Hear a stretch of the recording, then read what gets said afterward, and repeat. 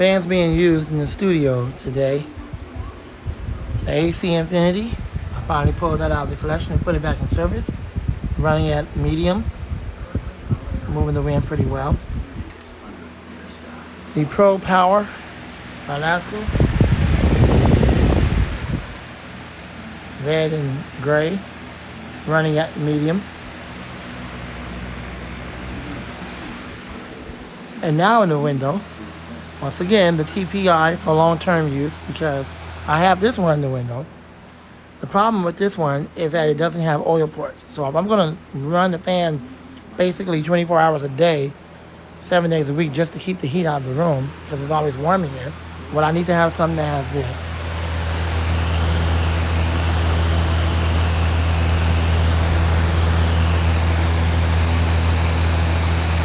That's right. It has oil ports. A modern day fan with oil ports.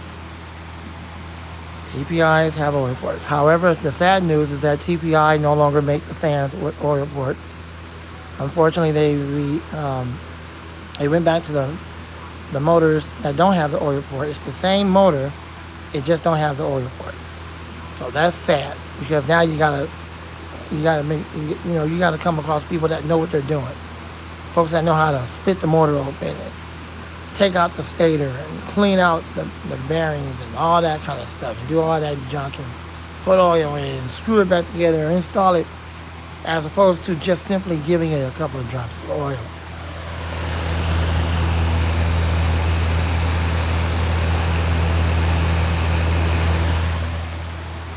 And that fixes the problem. So I have two 12s, I have it. I have two 18s, I have it. And unfortunately, the quality, all of that is still the same, but the most important part of the fan is this. And it no longer has oil ports. They no longer source it.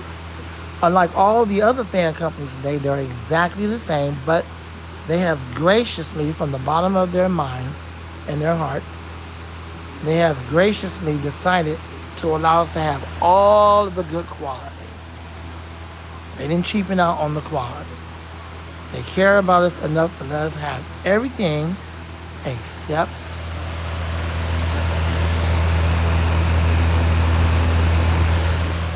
oil parts on the motor. The most important part. So unfortunately, they no longer come with that. And that's just how it is. I was just in time to get mine before they decided to not care about the customer enough to continue to give them oil ports. They knew that they kept that going for people that know how to oil these machines. It'll last them forever and probably outlast them. It'll make it the vintage. Whereas if they no longer do that, when they lock up on the average consumer that don't know junk about oiling it, and even if they did have it with oil ports, they wouldn't know what that is. They're an average consumer.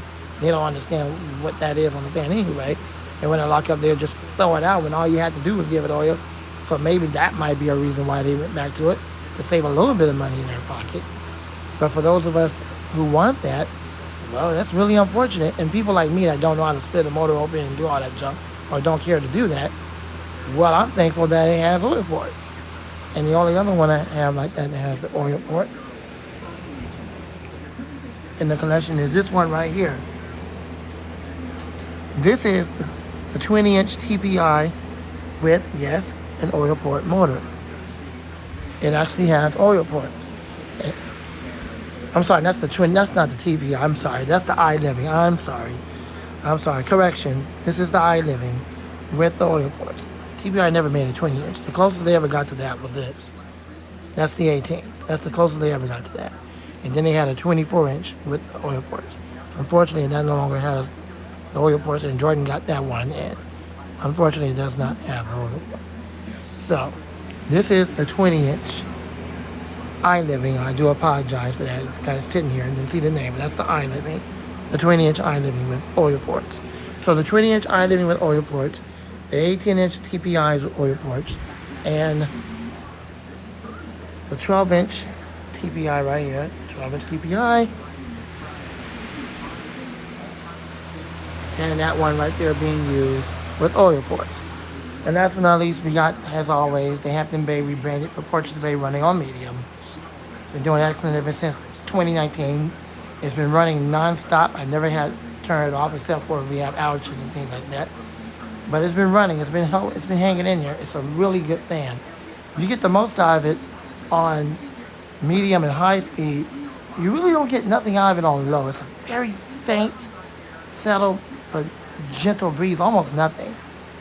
So really, low speed on this don't serve any purpose. It's nothing wrong with the capacitor.